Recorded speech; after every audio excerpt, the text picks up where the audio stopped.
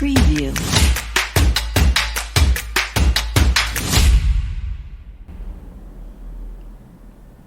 Bonsoir à tous, bienvenue sur ce rendez-vous du sport béninois avec une fois encore le tournoi UFOA des moins de 20 ans de la zone B qualificatif à la CAN Junior Mauritanie 2021. Un tournoi qui tend progressivement vers sa fin. Ghana-Burkina Faso, c'est l'affiche finale de ce tournoi qui a vu le Bénin prendre la porte dès le premier tour. Vous aurez également des nouvelles du badminton et de la boxe avec ce combat tant attendu entre le Béninois Anselme Yacibé et le Gabonais Wapet Rudel, un combat entre deux poids lourds à ne pas manquer dimanche prochain. Mais avant, assure l'écureuil de la semaine que nous vous proposons aujourd'hui, écureuil de la semaine à découvrir sur Sporttime.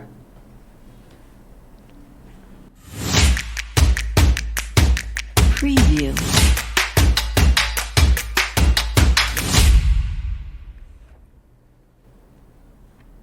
Il n'y aura pas donc de CAN Junior pour les écureuils en 2021 du côté de la Mauritanie. Une élimination qui commet la faute, j'allais dire, à une élimination, somme toute logique pour les écureuils du Bénin qui ont enregistré deux défaites qu'il ne fallait pas au cours de la compétition. Les Béninois qui ont été battus d'entrée par le Niger 1-0. Après, ils ont enregistré cette victoire qui était le match de l'espoir pour les Béninois. Mais après, ils ont enregistré une défaite qu'il ne fallait pas face au Burkina Faso. Donc, deux défaites pour les Béninois et une victoire avec un bilan de 2 buts encaissés, 2 buts marqués pour les Béninois. On va suivre le résumé de cette rencontre que les Béninois ont perdu notamment face aux étalons du Burkina Faso. Une rencontre que les Béninois ont perdu face aux étalons, comme je l'ai dit, avec déjà cette tentative de leur capitaine Chabel Gomez. Mais derrière, il y avait le dernier rempart des Burkinabés qui étaient présents, les Burkinabés qui se sont montrés très dangereux, très tranchants tout au cours de la rencontre avec ce geste d'humeur de Chabel Gomez sur un joueur burkinabé qui aurait pu être sanctionné par un carton, mais l'arbitre a été beaucoup plus psychologue sur la rencontre. Et derrière, les Béninois seront punis par cette ouverture du score à la 53e minute de Ibrahim Abdoulaye qui a permis aux étalons de s'imposer devant les écureuils 1-0, ce qui était l'élimination, le synonyme de l'élimination des écureuils, mais qualification pour les Burkinabés, eux qui ont eu la chance de jouer les demi-finales hier. On va y revenir. Je le disais donc, les écureuils qui sortent de la compétition avec un bilan de 2 victoires et 2 défaites. Pour une victoire, 2 buts encaissés pour 2 buts marqués. Nous vous proposons la compilation de ces buts, sinon de l'ensemble des résultats des écureuils au cours de ce tournoi. La compilation que voici.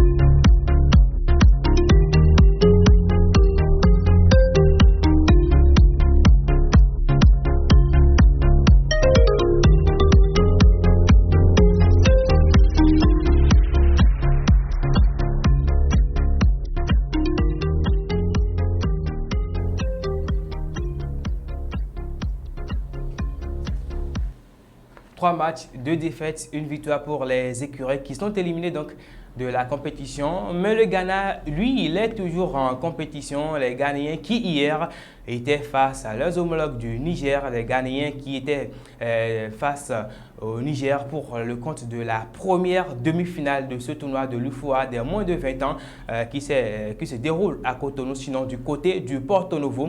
On va suivre le résumé de cette rencontre entre les Black Satellites et le MENA du Niger qui s'est soldé par la qualification des Ghanéens qui se sont imposés à l'issue de la séance des tirs au but.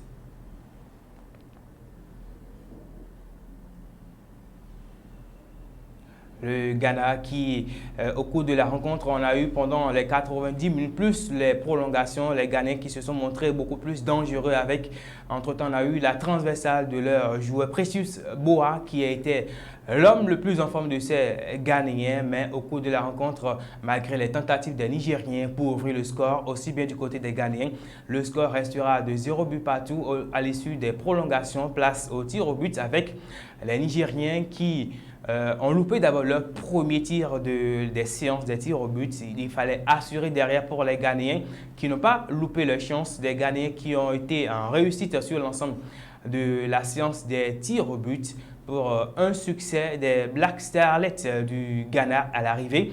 La qualification pour le Ghana qui s'est imposé 5 tirs à 3 sur l'ensemble de cette séance des tirs au but. On retient cette qualification des Ghanéens qui sont en finale, mais également qualifiés pour la CAN Junior Mauritanie en 2021. Des Ghanéens qui seront opposés aux Burkinabés qui ont battu les écureuils en bas du groupe et qui hier en demi-finale sont venus à bout de la Côte d'Ivoire. C'est juste une humiliation pour les éléphantaux de la Côte d'Ivoire, battus 4 buts à 1 par les étalons juniors qui n'ont eu de pitié pour leurs voisins ivoiriens qui ont été très tôt réduits à 10, malheureusement pour les Ivoiriens qui ont assisté impuissants à la démonstration de force, j'allais dire, des Burkinabés qui obtiennent ainsi leur ticket pour la finale où ils vont affronter le Ghana pour un début de l'Afrique de l'Ouest. Les Burkinabés qui sont également qualifiés pour la CAN Junior Mauritanie 2021. On va parler tout à l'heure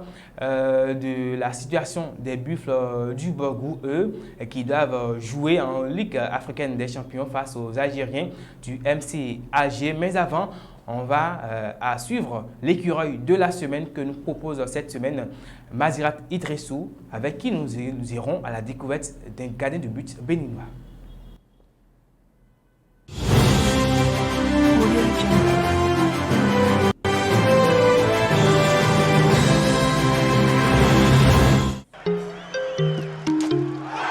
Né le 22 novembre 1993 à Assaba, Saturné Alagbe Kassifa Oulabi est un footballeur international béninois évoluant au poste de gardien de but.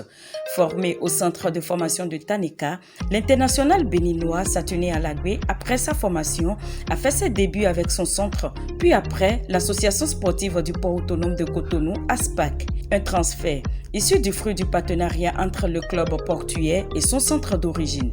Avec ASPAC, Alagbe devient double champion du Bénin en 2010 et en 2012, une génération qui a fait parler d'elle. Quelques années plus tard, précisément en 2014, le gardien de but signe son premier contrat professionnel avec le Chamois niortais pour une durée de 3 ans. Parti de Cotonou en tant que troisième gardien de but des Chamois, il commença titulaire avec l'équipe réserve qui est promue en championnat de France amateur 2 en fin de saison. Le Béninois est considéré comme un acteur majeur de cette montée. C'est ainsi qu'il monte en grade et devient le numéro 2 du club, puis numéro 1. Ses performances et ses statistiques affolaient les compteurs et, bénéficiaire du départ de Alfred Gomez, il signe un contrat de 4 ans avec Dijon, club de première division française. Saturné Alagbe, avec le 3e club de sa carrière professionnelle, devient aujourd'hui le 2e béninois formé au Bénin et qui évolue en Ligue 1 française après Oumar Tchomogo. Du haut de ses 1,87 m, l'international béninois connaît sa première sélection en équipe nationale en 2011 sous le sélectionneur Denis Goavec. Pour un total de plus de la trentaine de sélections, depuis sa première convocation, Sofac, comme il est surnommé, est aujourd'hui le numéro 2 de l'équipe nationale du Bénin, derrière Fabien Fanol, quoique la concurrence entre les deux est rude. Rappelons qu'avant de connaître sa première CAN en 2019 avec les écureuils seniors, il a connu cette compétition statutaire en version junior, toujours sous les couleurs béninoises, en 2013 en Algérie. Dernier débordement avec ce centre et la tête. Une nouvelle fois, cette tournoi à Alagbe fait le travail.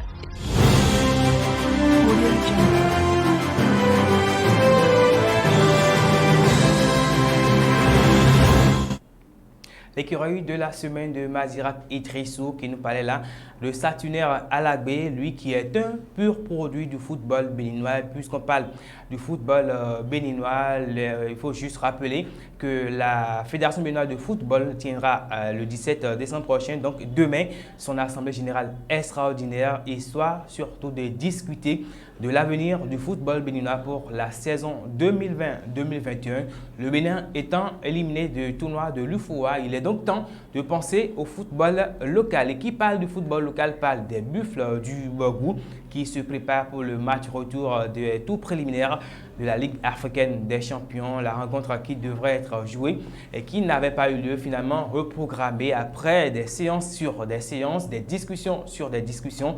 Les Algériens, à travers un courrier, ont informé la direction du club béninois de la tenue de la rencontre programmée pour le 19 décembre prochain à 20h45. Ils ont eu également le plan de vol qu'il faut pour rejoindre Alger avec un passage du côté de Casablanca ou du côté du Maroc. On verra bien sûr si les Buffles mettront toutes les dispositions en place pour faire ce voyage. Eux qui sont à Cotonou pour reprendre le campement, reprendre les entraînements afin de préparer cette rencontre très importante pour le match retour. À l'aller, on le rappelle, c'était un but partout entre les deux équipes. Et on en vient cette fois-ci au football féminin avec ce nouveau-né qui fait désormais partie du club du siècle des clubs de football féminin avec la création de l'association des athlètes du Bénin qui a vu le jour, je dirais ainsi, à travers un match de gala disputé face à l'association sportive UMSA. Un match de gala qui s'est soldé par la victoire des visiteuses 1-0. C'est donc un nouveau-né, comme vous le voyez à l'image, les salutations d'usage entre les deux équipes avec cette victoire de l'UMSA à l'arrivée 1-0. C'est donc un nouveau-né qui vient agrandir le cercle des clubs féminins du football au Bénin pour, pourquoi pas, plus de challenge dans le football béninois. Et on aborde maintenant un autre sujet avec Steve Mounier, l'attaquant béninois, toujours aussi décisif avec son club, le Stade Brestois, le béninois qui s'est encore illustré le week-end dernier en marquant le but victorieux de son équipe 2-1. On voit en image les chiffres de Steve Mounier pour ce début de saison avec 12 matchs disputés, des rencontres au cours desquelles il était titulaire avec 4 buts marqués pour 2 passes décisives pour le béninois qui est impliqué dans 26% des buts de son l'équipe. 26%, ça témoigne de l'implication de ce joueur béninois qui, lors de la rencontre du week-end, avait d'abord manqué un penalty avant de se racheter avec le but victorieux de Brest qui est 10e de la Ligue 1 du côté de la France. Et puisqu'on est en France, on reste en Europe pour parler cette fois-ci des affiches des 8e de finale de la Ligue européenne des champions, le tirage au sort qui a été effectué lundi dernier et qui donne des retrouvailles et des affiches alléchantes avec les Red Devils de Liverpool qui iront en Allemagne affronter le RB Leipzig. Le Barça va retrouver le PSG. On se rappelle de cette remontada du FC Barcelone en 2016, battu 4-0 à l'aller, victoire des Barcelonais 6-1 au retour. Le Borussia Dortmund qui sera opposé au FC Séville. La Juventus de Cristiano Ronaldo sera face au FC Porto. L'Atlético Madrid qui reçoit les Blues de Chelsea et le Bayern Munich, champion d'Europe en titre, qui sera opposé à la Lazio, le Real Madrid, leader de son groupe à l'issue des phases de poule, qui sera opposé à l'Atlanta Bergame, et les Sky Blues de Manchester City qui seront face aux Allemands de Mönchengladbach. Les matchs allés sont prévus pour les 16, 17, 23 et 24 février, avant les matchs retour qui seront disputés au mois de mars pour ces 8e de finale de la Ligue européenne des champions. Du football, on passe cette fois-ci au badminton avec cette formation des entraîneurs, une formation organisée par la Fédération béninoise de la discipline qui va permettre à ces encadreurs de mieux outiller les pratiquants de cette discipline. On va suivre le compte rendu du lancement de la première journée de cette activité avec Christelle Tolo-Padoun. Mais en fin de compte, on doit avoir quoi? Les cadres, le cycle. Très bien, vous avez... Conformément à son programme d'activité, la Fédération béninoise de badminton a démarré au Hall des Arts et Loisirs de Cotonou ce 11 décembre 2020 une formation de niveau 1 au profit des entraîneurs. Axée sur les volets techniques et théoriques, cette formation vise à renforcer les capacités des entraîneurs pour rehausser le niveau du badminton béninois en prélude à la prochaine saison sportive. Vous avez été sélectionné et non nominé. Vous avez été sélectionné parmi une multitude. Alors vous faites partie des méritants pour prendre part à ce stage.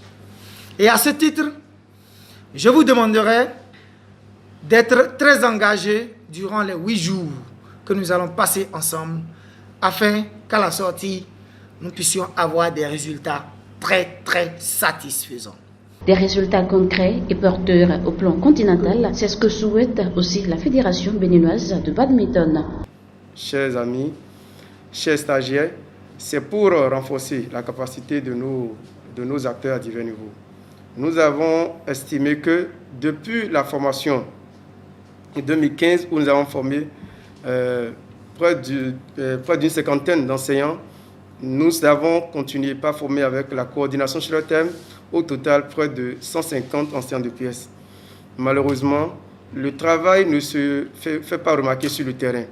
Notre vision à la fédération, c'est de faire du badminton le deuxième sport le mieux pratiqué en milieu scolaire après le football.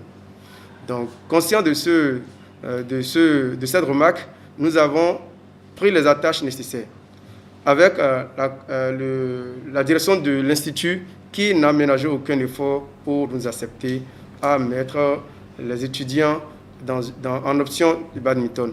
Les séances de mise à niveau durent 8 jours et prennent fin le 18 décembre 2020 prochain. Ils sont donc 10 entraîneurs en formation pour le compte de cette formation des encadreurs de la Fédération mondiale de badminton qui ont eu également la chance de pratiquer cette discipline, d'assister à la phase pratique, j'allais dire, de cette formation après la phase théorique, une formation qui a démarré depuis le vendredi dernier, qui se poursuit du côté du stade de l'Amitié. Sinon, la pratique qui se déroule au Hall des Arts de Cotonou et la formation théorique qui se déroule du côté du stade général Mathieu Kérékou de Cotonou. Du badminton, nous allons parler cette fois-ci de la boxe avec ce combat qu'on annonce depuis quelques jours, un combat très intéressant qui s'annonce depuis un bon moment. Mais avant ce combat, nous allons parler de cet illustre boxeur béninois qui s'est éteint il y a de cela 20 ans. Il s'agit bien sûr de Aristide Sagbo dit Soweto, lui qui reste un nom éternel dans la boxe béninoise, qui a eu à prendre part à plusieurs combats, dont sa première consécration continentale, c'était au Hall des Arts de Cotonou. Il avait 15 ans et pourquoi pas déjà, pour immortaliser la mémoire de l'homme, pourquoi pas déjà commencer par rebaptiser cet espace en son nom pour la gloire de la boxe béninoise, pour toujours rester collé à cette date d'anniversaire de décès de Aristide Sagbo dit Soweto.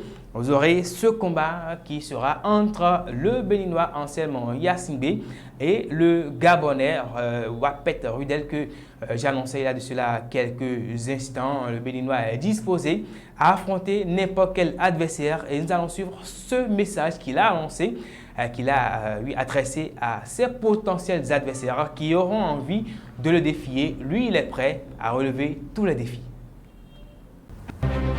Je suis Anselme Yassimbe alias Dijanta, boxeur international ennemi. Il peut venez pour le catégorie qui veut l'automobilisme au bénéfice, on est prêt, au fil où donc on veut le coach, on veut le coach, on a au final on a mal.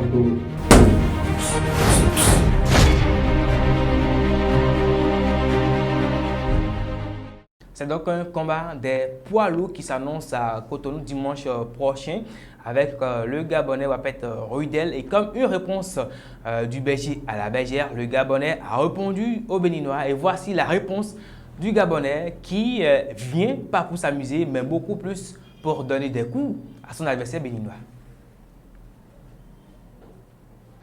Salut Jata, comment ça va? Je profite de l'occasion pour te rappeler que à la place de l'île, on va se croiser le 20 décembre. Avant d'arriver, je te rappelle, viens avec ton cercueil, parce que tu vas voir le baraque. Salut, salut, ciao. Voilà qui est clair, comme ça se dit dans le jargon de la boxe.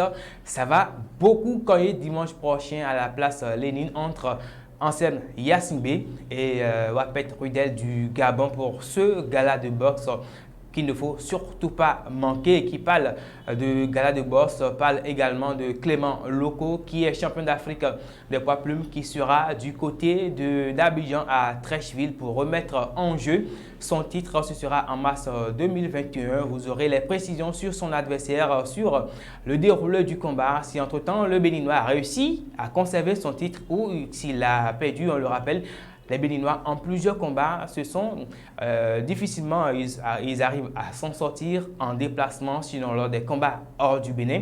Rares sont ces boxeurs béninois qui ont réussi à s'imposer.